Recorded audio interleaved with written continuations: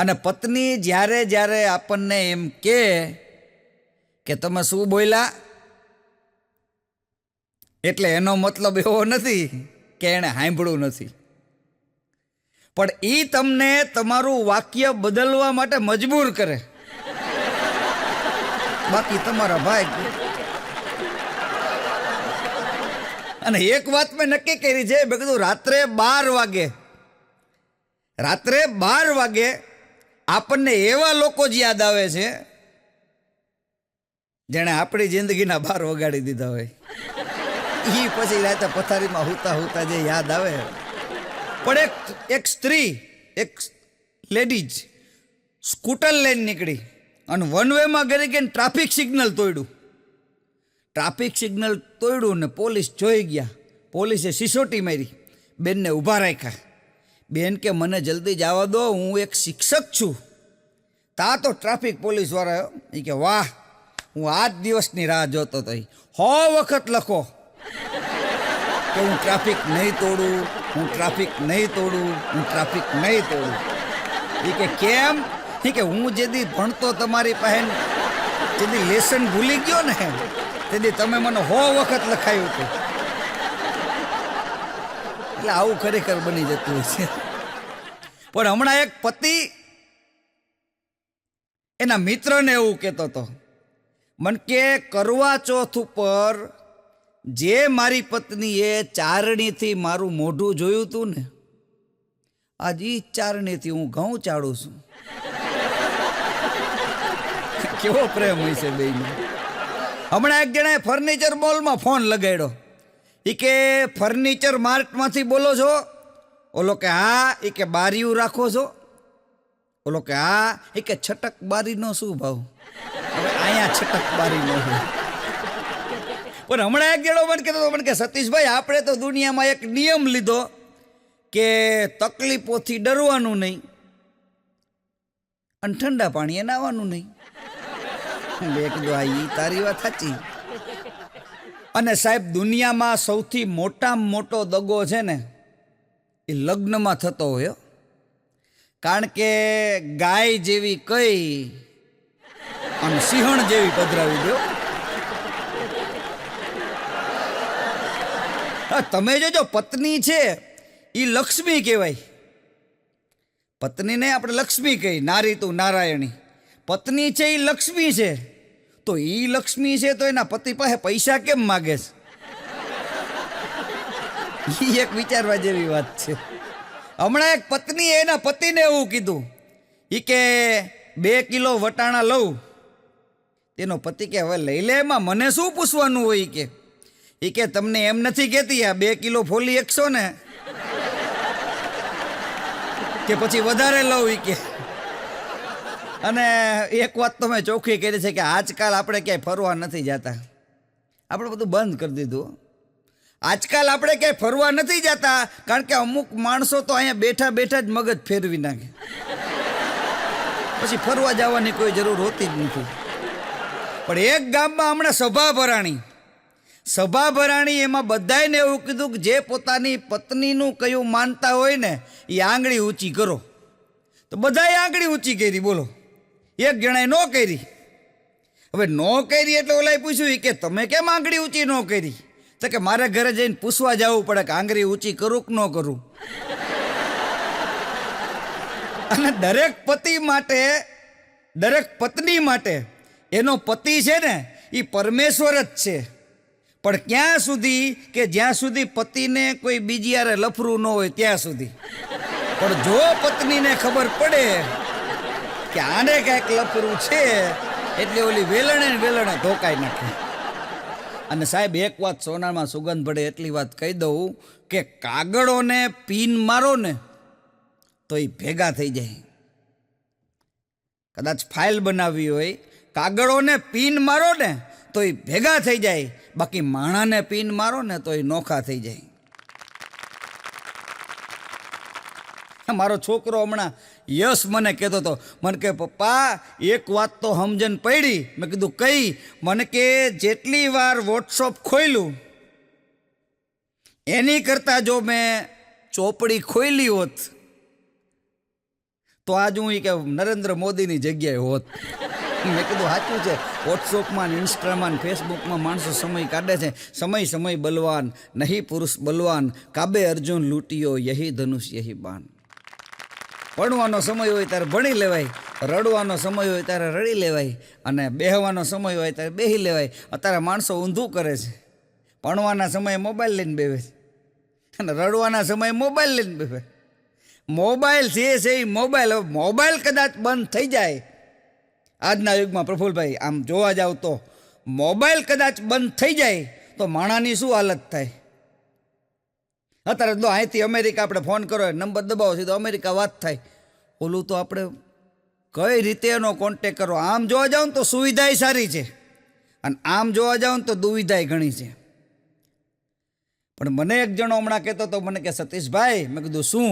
મને કે અમુક ના નંબર તો મેં એટલા માટે સેવ કરીને રાખ્યા છે ને મોબાઈલમાં, અમુકના એટલે નંબર સેવ કરીને રાખ્યા છે ને કે ભૂલે ચૂકે જો એનો ફોન આવી જાય ને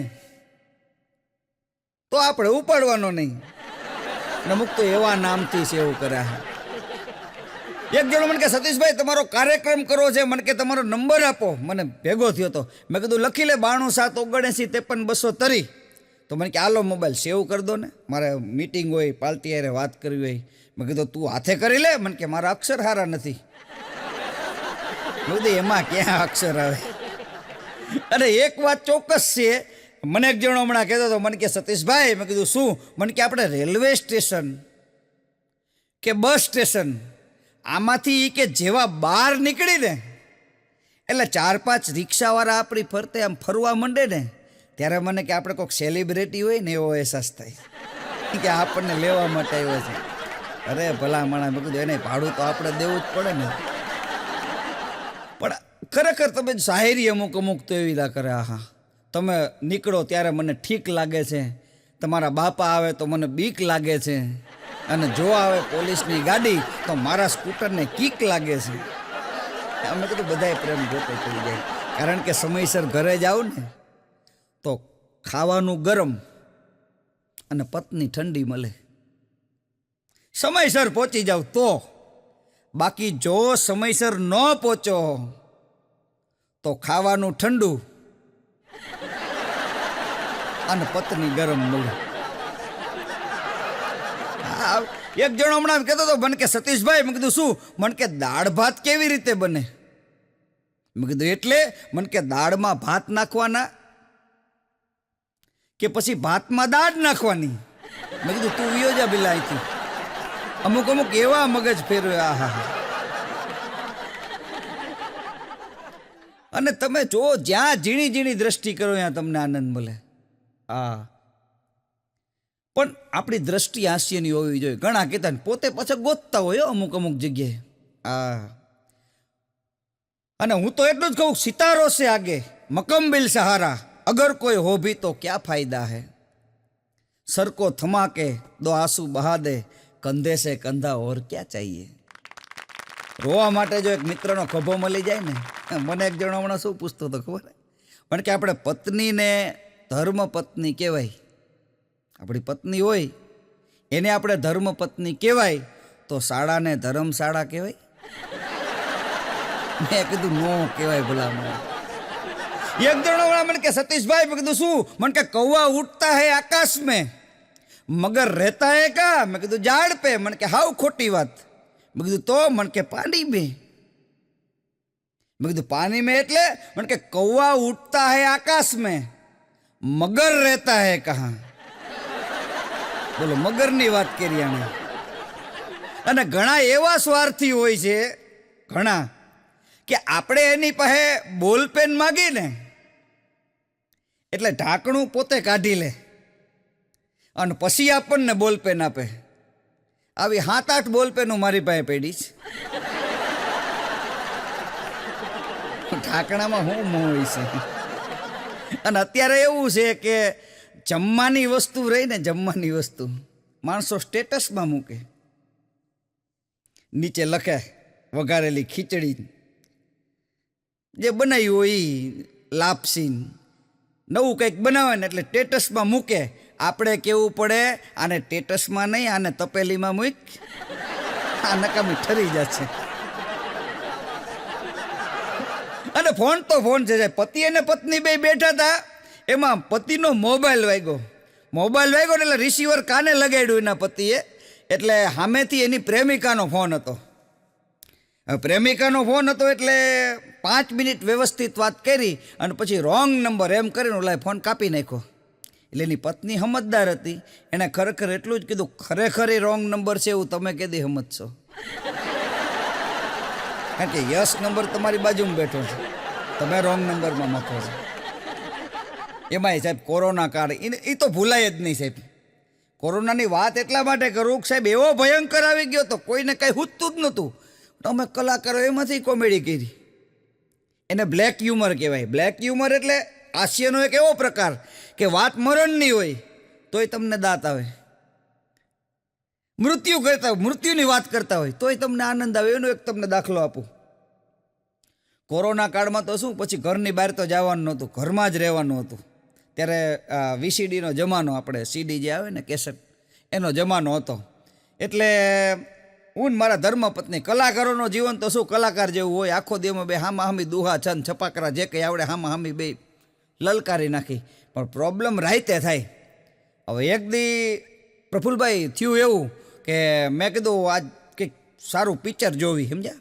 એમાં ઇમરાન ખાનનું લંચ બોક્સ, ઇરફાન ખાન, એનું લંચ બોક્સ પિક્ચર બહુ સરસ મજાનું આવેલું, એની એક્ટિંગ, એની અદા. મેં કીધું વાહ ભાઈ વાહ, ચાલો મેં કીધું આ પિક્ચર જોવી. અને એ પિક્ચર જોયું રાતે અમે બે જણાએ, બહુ મસ્ત એની એક્ટિંગ. બીજે દી સવારમાં આમ છાપું ખોલ્યું ને તો સમાચાર વાંચ્યા કે ઇરફાન ખાન ઇઝ નો મોર. મેં કીધું ઓહો, આટલી સારી એની એક્ટિંગો જોઈ આપણે. અને મેં કીધું આવું 3-4 દી એમને કરીને કાઢ્યા. પછી મેં કીધું મારા ધર્મપત્નીને કીધું, મેં કીધું આજે કદો રોમેન્ટિક પિક્ચર જોઈ, મોજ આવી જાય એવું. એટલે અમે ઋષિ કપૂર ને શ્રીદેવીનો ચાંદની પિક્ચર, બહુ સરસ મજાનું. જો હાસ્યને બ્લેક હ્યુમર શું છે એની હું તમને વાત કરું છું. ઋષિ કપૂર ને શ્રીદેવીનું ચાંદની પિક્ચર જોયું. ચાંદની પિક્ચર જોયું, સવારમાં છાપું ખોલ્યું, આ નામ વાંચ્યું કે ઋષિ કપૂર ઇઝ નો મોર. મેં કીધું હવે ગજબ કહેવાય. કાલ રાત્રે એક્ટિંગ જોઈ, અદા જોઈ, પછી મેં કીધું આજ નો મોર. ડખો હવે શરૂ થયો. 3 દી પછી મારા ધર્મપત્ની મને કે આપણા લગ્નની CD.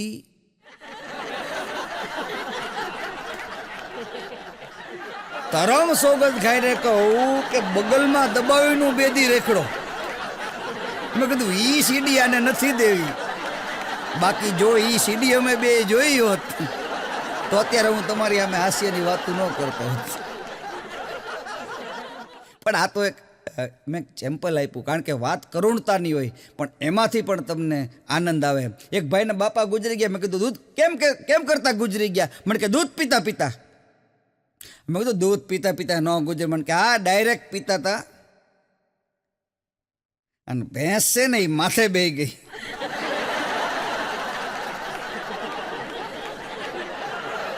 પણ મારા ધર્મપત્ની હમણાં મને કહેતા હતા કે ખાવા માટે હવે 2 જ વિકલ્પ છે કોરોનામાં, ખાવા માટે 2 જ વિકલ્પ છે. એટલે મને થોડુંક આશ્ચર્ય થયું. હું જમવા બેઠો ને ખાલી શાક આવ્યું. એટલે મેં કીધું તું કહેતી હતી ને ખાવા માટે હવે 2 જ વિકલ્પ છે. મેં કે એ સાચી વાત છે, 2 જ વિકલ્પ છે કે ખાવું છે કે પછી નથી ખાવું. મેં કીધું જે મળે ખાઈ નાખો ને. હમણાં એક છોકરાને મેં પૂછ્યું હતું, નાપાસ થયેલો વિદ્યાર્થી કોલેજમાં. મેં કીધું તારે નાપાસ થયો એટીકેટી? મને કે એને એટીકેટીનો મને ફૂલ ફોર્મ સારું સંભળાવ્યું. મને કે એવું તે કેવું તપાસ્યું કે નપાસ થયો? આવા નવા આપણે લઈ ગયું. મને ગમે ગાલે દાજો. મેં કીધું ગાલે કેમ કરતા દાજો? મને કે ઇસ્ત્રી કરતો તો ફોન આવ્યો. ઓલું સીધું ઉપાડવાની ટેવ હોય ને, આયા દાજી ગયો. બોલો. એટલે પ્રકાર તારો સે તાર કરું, સિતારો સે બાત કરું. તારો સે તાર કરું, સિતારો સે બાત કરું. तुम रहते हो मुझसे दूर, कैसे मुलाकात करूं. અને દરેકના પ્રેમ પ્રકરણ સાવ નોખા હોય છે. દરેકના પ્રેમ પ્રકરણ સાવ નોખા હોય છે. કોકના નસીબમાં કંકુન ચોખા હોય છે અને કોકના નસીબમાં છૂટા ધોકા હોય છે. કરવું શું? કારણ કે પ્રેમ સાહેબ એવો ગોટે ચડી જાય છે ને, પ્રેમને કોઈ પામી જ નથી શકતા. મારા ઘરે હમણાં નવી ખુરશી લાયા, એટલે ખુરશી લાયા ને ખુરશી તૂટી ગઈ. ખુરશી તૂટી ગઈ એટલે દુકાનવાળા પાસે ગયો. મેં કીધું આ ખુરશી તૂટી ગઈ, તો ખુરશીવાળો મને કહે નક્કી આની ઉપર કોઈક બેઠું હોવું જોઈએ. બેવા હાટું તો ખુરશી લઈ ગયા હતા, એના ઉપર તો થોડું એમને મૂકવા માટે લઈ ગયા હોય. અને સાહેબ બદામ ખાવાથી બુદ્ધિ નથી આવતી, ઠોકર ખાવાથી બુદ્ધિ આવે છે. આપણે બધા કહેતા ને બદામ ખાવ તો બુદ્ધિ આવે. હા, પણ બદામમાં એવું છે કે બદામ એવી વસ્તુ છે કે બદામ ખાવ ને તો બુદ્ધિ આવે. એ વસ્તુ હોય 100% વાત સાચી, પણ ઘણી વખત થાય એવું કે રાત્રે બદામ પલાળી હોય ને તો સવારમાં ખાવી ભૂલી જાય, અને ખાવી ઘણી હોય પણ રાતે પલાળવી ભૂલી જાય. છેવટે હરવાળો તો એકનો એક જ છે.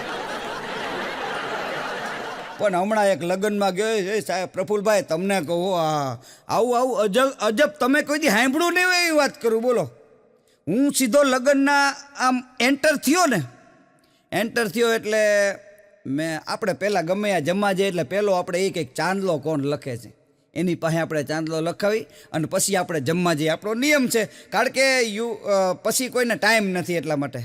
તો મેં ઓલા ભાઈને પૂછ્યું, મેં કીધું આ ચાંદલો લખાવવાનો છે? મને કે હા. મને કે હા મેં સ્ક્રેનર રહ્યું જો, મને કે અહીંયા સ્ક્રેન કરો. મેં કીધું સ્ક્રેનર? મને કે હા, આવો યુગ આવી ગયો. બોલો, સ્ક્રેનરમાં સ્ક્રેન કરવાનું, એનાથી ફાયદો શું થાય ખબર છે? કે 2 જણાને બેહાડવા ન પડે થેલા લઈને, 1 જણાને લખવું ન પડે, નામ સહિત મોબાઈલ અત્યારે અંદર આપી દે કે કોના કોના પૈસા જમા થયા છે. પણ ધ્યાન એ રાખવું પડે કે બાજુમાં કોઈક બીજો સ્ક્રેનર મૂકી ન જાય, એટલે બીજાના ખાતામાં જમા થતા જાય. મારો છોકરો હમણાં કહેતો હતો, મને કે પપ્પા હું તમને મારા લગ્નમાં નહીં લઈ જાઉં. મેં કીધું કેમ? મને કે તમે ક્યાં લઈ ગયા હતા?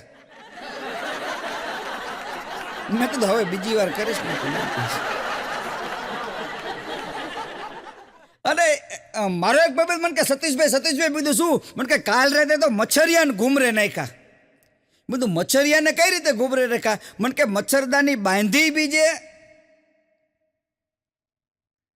અને હું તોય બીજે કે મચ્છર આખી રાત મને ગોતતા હતા કે.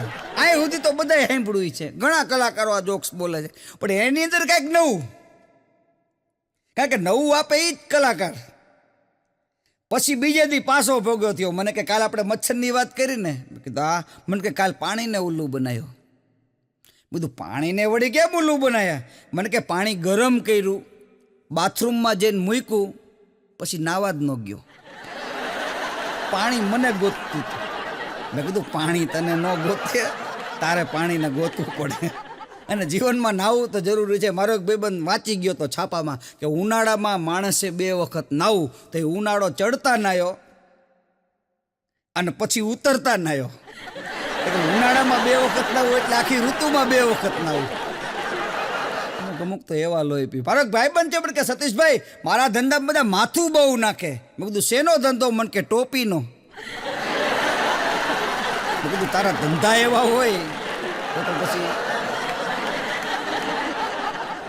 હમણાં મારો એક જગ્યાએ કાર્યક્રમ હતો, તે એક ભાઈએ ચિઠ્ઠી આપી. મને કે આટલું એનાઉન્સમેન્ટ કરો ને. એટલે મેં કીધું એક્સક્યુઝ મી, આમાંથી એક ભાઈ એવા છે જે પોતાની પત્ની સિવાય બીજી સ્ત્રી સાથે આવ્યા છે, એમને બહાર જાય કોઈક બોલાવે છે, અડધો હોલ ખાલી હો, કોઈની લઈને આવ્યું જ નહોતું, બધા બીજાની લઈને જ આવ્યા હતા. અને એક જગ્યાએ અમારા કાર્યક્રમ હતો, એક કલાકાર લેટ પડ્યા. મને કે સતીશભાઈ શું કરશું, તમે થોડુંક ગાવ ને. મને કે તો કંઈક પબ્લિક ભેગું થાય. મેં કીધું ગાવાનો આપણો વિષય નહીં. અને મેં કીધું, મને કે ના એકાદું ગીત ગાવ. એટલે મેં એક મુકેશજીનું સરસ મજાનું જૂનું ગીત છે, મેં એકાદી કડી લલકારી. ધરતી કો આકાશ પુકારે, આના હી હોગા પ્રેમ દુઆરે. ही होगा. આટલું કીધું ને અડધો હોલ ખાલી હો. ઓડિયન્સમાં એક જ જણો બેઠો તો મને કે ચાલુ રાખો ચાલુ રાખો. પણ મેં કીધું આ બધા વિયા ગયા, મને કે ચાલુ રાખો, કાલના બટેટાવાળા આજ વિયા ગયા, મારે બહાર ભેરની રેકડી છે કે એ બધા ખાધે રાખે એ કે તમે ચાલુ રાખો. અમારો ઘણી વખત આવો ઉપયોગ થતો હોય છે. પણ હમણાં તળાવની પાડે બે હાડકાના ડૉક્ટર હા ઉદાસ બેઠા હતા ને સામે એક ભાઈ લંગડાતા હાઈલા આવે. એટલે એક ડૉક્ટરે બીજા ડૉક્ટરને કીધું સામે ઓલા ભાઈ આવે છે ને એનું ગોઠણનું હાડકું ગયું છે. પછી ઓલા બીજે કીધું ના એની ચાલ ઉપરથી કીધું ઘૂંટી ભાંગી ગઈ છે. અને ભાઈ બે મારી શરત કે 500 રૂપિયા શરત કે ઓલો નજીક આવ્યો. પછી કીધું હું એમ કહું છું કે તમારી ઘૂંટી ભાંગી ગઈ છે, આ ભાઈ એમ કહે છે કે તમારું ગોઠણનું હાડકું ગયું છે, હવે તમે જ કહો. ત્યારે ઓલા ભાઈએ કીધું કે મારે તો સ્લીપરની પટ્ટી તૂટી ગઈ છે એટલે લંગડાતો હાલો આવું છું, બાકી બીજું કોઈ વાત નથી. ડૉક્ટર શું એનો ધંધો કરે. અમારા એક ડૉક્ટર છે, નામ નહીં આપું, પણ એ ડૉક્ટરની સ્ટાઇલ જ એવી. તમે અહીંયા જાઓ ને એટલે આવો બેસો, એક જ વાત કરે કેમ લાગે છે, ગમે એને એક જ સ્ટાઇલ એની. પછી મારી તબિયત થોડીક બરોબર નહોતી એટલે હું ડૉક્ટર સાહેબ પાસે ગયો. મને કે આવો સતીશભાઈ, મને કે કેમ લાગે છે. મેં કીધું સાહેબ આમ પેટમાં થોડોક આમ દુખાવો હોય એવું લાગે છે. મને કેમ? હા આવો મને કે આ બાજુ આવી જાઓ. પડખે ગયો, અહીંયા ટેબલ ઉપર મને હુવડાયો, રબરની હથોડી જેવું લઈ આવ્યો. મેં કીધું જોજો સાહેબ મારતા બારતા નહીં. મને કે એમ નહીં, એમ ટડિંગ કરતી એમ. મને કે હવે કેમ લાગે છે. મેં કીધું એમ તો હું મારી હાથે મારી દઉં હથોડી, એમ કે થોડો ફેર પડે. તો મને કે હજી નો ફેર પડ્યો.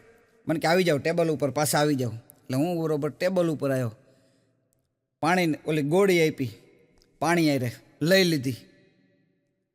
મને કે હવે કેમ લાગે છે. મેં કીધું હજી તો ગોળી જાય અંદર જાય ઓગળે પછી ક્યાંક ફેર પડે ને. મને કે હજી ફેર ન પડ્યો, આવડો મોટો ગોળો લઈ આવ્યો. બધું સાહેબ ફેર પડી ગયો. આપણે કંઈ આ જો બોળો આપણને ખવડાવી દેશે ને તો લોચા પડી જશે. એટલે પછી ફી દેવાની થઈ. મને કે મારી ફી આપો. એટલે મેં 100ની નોટ કાઢી. મને કે શું સતીશભાઈ મસ્કરી કરો છો, બહાર બોર્ડ વાંચો કન્સ્ટ્રક્શન ફી 500 રૂપિયા. એટલે મેં બીજી 100ની કાઢી. મેં કીધું હવે કેમ લાગે. મને કે એમ આમાં નહીં. મેં કીધું એમ કે ને હમણાં હુડાવીને 17 વાર કીધું. ત્રીજી 100ની કાઢી. મેં કીધું હવે કેમ લાગે છે. મને કે પણ સતીશભાઈ મેં કીધું અમને રબરની હથોડીઓ મારી દીધી, અમને ખબર ન પડતી હોય. એ ચોથી 100ની કાઢી. મેં કીધું હવે કેમ લાગે છે. મને કે મારો બાપ મરે જો કોઈને કહું હવે કેમ લાગે છે. માણાની ટેવ ભૂલી જવાય સાહેબ, માણા ટેવ ભૂલી જાય એવા આપણે થતા હોય. પણ કીધું ને ઝીણી વાતોમાં આનંદ હોય છે. દ્રષ્ટિ તમારે કરવાની હોય છે ફક્ત એકને. હું વચમાં ભૂલી બહુ જતો, કંઈ પણ વસ્તુ હોય ને ભૂલી જવું. એટલે એક દી મેં નક્કી કર્યું. મેં કીધું એક પુસ્તક લઈ જવું, એનું નામ હતું યાદ રાખો. પુસ્તકનું નામ જ યાદ રાખો. પુસ્તક લઈ અને ઘરે ગયો. મેં કીધું બધી વસ્તુ ભૂલી જતો હતો ને, આ પુસ્તક લાવ્યો છું યાદ રાખો. મને કે આ ચોથી વખત લાયા. એકને પુસ્તક ચોથી વખત આવ્યું. મેં કીધું તે ખબર પડી કે આ ભૂલવાની ટેવ કોઈ દિવસ જશે નહીં. પણ ભૂલી જવાની વાતમાં એક વાત ચોક્કસની માટે કહી દઉં, તમે ભૂલી ન જતા આ ચેનલને સબસ્ક્રાઈબ કરવાનું. કારણ કે આ તમે ચેનલ સબસ્ક્રાઈબ કરશો ને તો આમાંથી તમને નવા જોક્સ મળશે અમારા કલાકારો દ્વારા. આ સરસ મજાનો એક પ્રયાસ છે કે તમને ઘરે બેઠા યુટ્યુબના માધ્યમથી આ હાસ્યની મજા છે. આને હાસ્ય નિર્દોષ છે સાહેબ. હાસ્ય ક્યાં કોઈને. એક જણો શાક માર્કેટે ગયો, શાક માર્કેટે જઈને કે ટમેટાનો શું ભાવ, તો કે 20ના 500. ઓલા 20 રૂપિયા કાઢ્યા કે ગણવા માંડ કે 500. કે હા એ કે નંગમાં ન આવે, એ કે ગ્રામમાં આવે. આ નંગમાં ન આવે, આ ગ્રામમાં આવે. એક જણો મને હમણાં કહેતો હતો, મને કે સતીશભાઈ હું ઘણો નીચેથી ઉપર આવ્યો છું. તો મને થોડુંક આશ્ચર્ય થયું. મેં કીધું નીચેથી ઉપર એટલે કઈ રીતે. મને કે પહેલાં હું બૂટ પોલિશ કરતો હતો અને હવે માથાના વાળ કાપું છું. એક જણો ચાલુ નોકરીએ વાળ કપાવવા વયો ગયો. ચાલુ નોકરીએ વાળ કપાવવા ગયો એટલે એ ગયો એટલે એના શેઠે થોડુંક ઓલું કર્યું ઈ કે ચાલુ નોકરીએ વાળ કપાવવા વયો ગયો તને ખબર ન પડે. ત્યારે ઓલાએ કીધું ઈ કે ઉગે છે તો ચાલુ નોકરીએ જ તે ને, આજે વાળ કપાવવા ગયો ઉગે છે ચાલુ નોકરીએ જ તે ને. ઓલો કે રાઈતે નથી ઉગતા શેઠ કે, એ કે રાઈતે ઉગે છે પણ હાવ ટકો તો નથી જ કરાયો ને. એટલે શ્રદ્ધાનો વિષય છે, ત્યાં કોઈ પુરાવાની જરૂર નથી. શ્રદ્ધા હોય ને એ શ્રદ્ધા સાચી હોવી જોઈએ. તમારી સાચી શ્રદ્ધાથી તમે ભવસાગર તરી જાઓ. તો ભવસાગર તરવાનું ફક્ત એક જ ઠેકાણું છે કે તમારા મા બાપ. ઘરની અંદર તમારા જે મા ને બાપ છે ને એના ઉપર શ્રદ્ધા રાખજો, અને બીજી મા કુળદેવી ઉપર શ્રદ્ધા રાખજો. આપે જે હાસ્યનો કાર્યક્રમ ફૂલ દિલથી માણ્યો તે બદલ આપ સૌનો ખૂબ ખૂબ આભાર. જય સિયારામ.